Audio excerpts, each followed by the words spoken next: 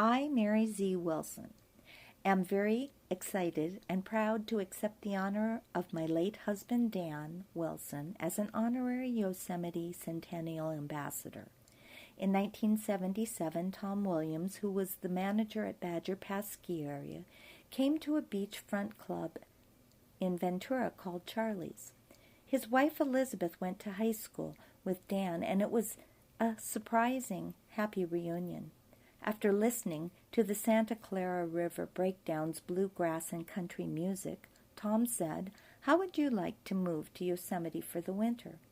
This was the beginning of a musical love affair with a place we called our other home.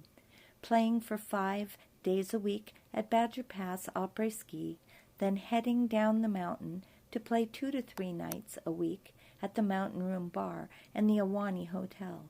It was a magical and wonderful time. To wake up every morning in the dramatic landscape laced with snow and the sound of ice avalanching off Yosemite Falls was surreal and unforgettable.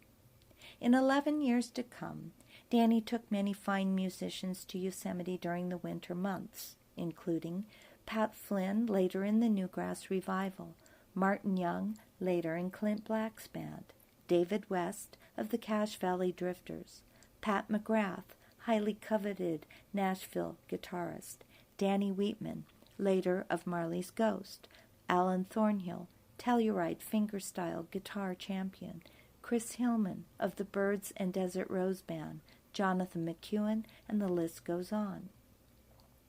In the mid-'80s, I worked for Patagonia Clothing. A Yosemite employee purchase program was set up through the Seconds Department.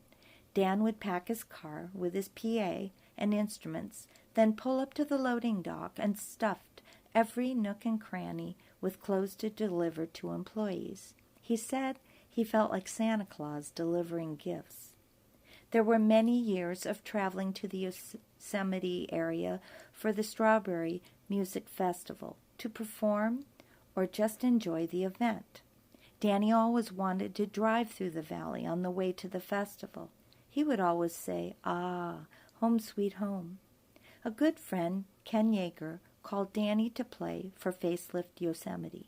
So excited and proud to once again play music in Yosemite, Dan took many wonderfully talented musicians into the mountains for several years to have the Yosemite experience and to celebrate the volunteers who cleaned up the park. Dan passed away just weeks before the 2014 facelift. Dan's band, Solomar, was asked to play in honor of Dan.